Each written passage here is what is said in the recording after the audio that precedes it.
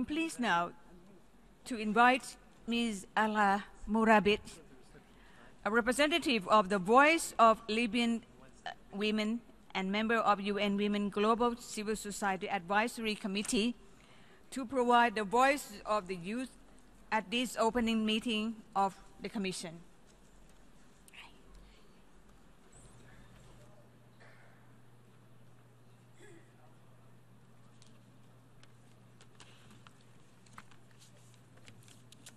Good morning, Madam Chairperson and distinguished colleagues and friends.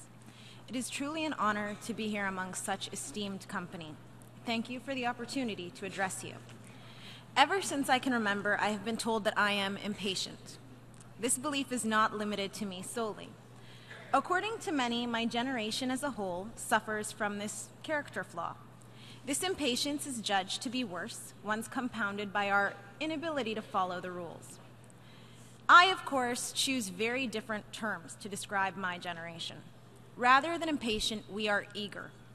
We are eager to change broken systems, challenge corrupt institutions, and demand access to information and agency in decision-making processes that affect our lives. We are eager to exercise our right to be heard, and we are eager to hear the voices of others, even if we have to create the platform ourselves. Rather than an unwillingness to listen to the rules, we are exercising our right to engage rulemakers in order to develop or modify policy to ensure that it respects all human rights and dignity. And where did we learn this from? You, your generation. 15 or 20 years ago, the very people in this room were the first rule breakers and interrupters who my generation looks up to.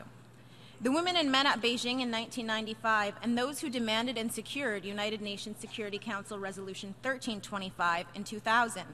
They taught me and others like me that being impatient and challenging the status quo is necessary.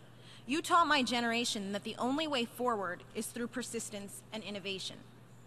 When I founded my organization in 2011 at the age of 21, I was, and continue to be at most times, the youngest person in nearly every room.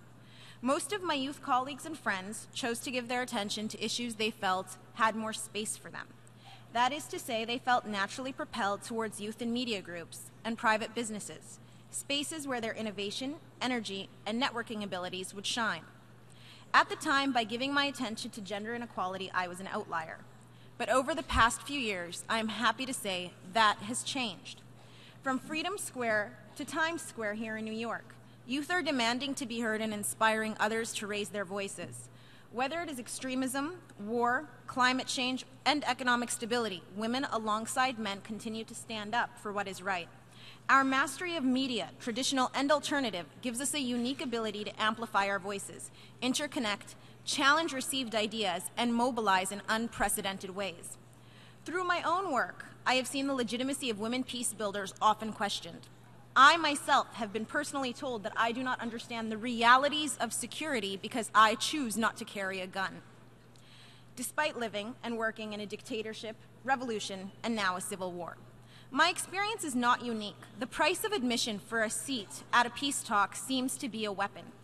And while security experts have a singular focus on hard power, women peace builders are leading the fight against extremism by challenging its root causes.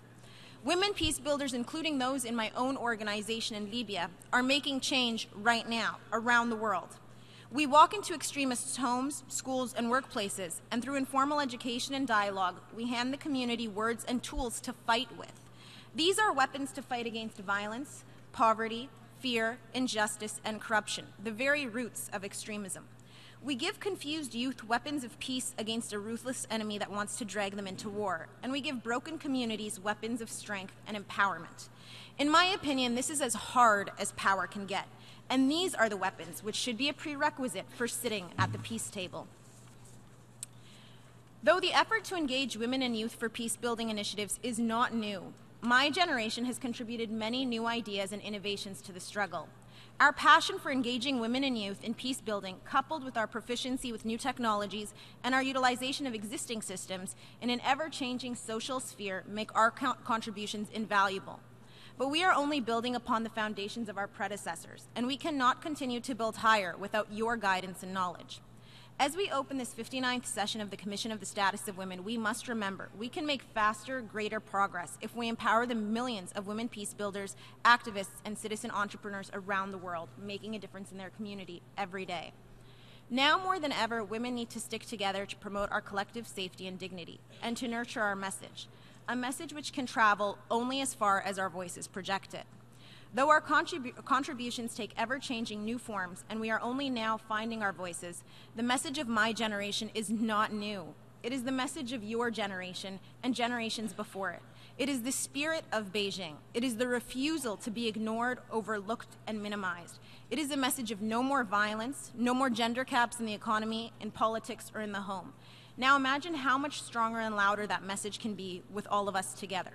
A voice that calls for nothing less than equality, in every sphere of life, in every region, in every country. Not in 100 years, not in 50 years, but starting now. Let's give the next generation something great to look forward to. Thank you.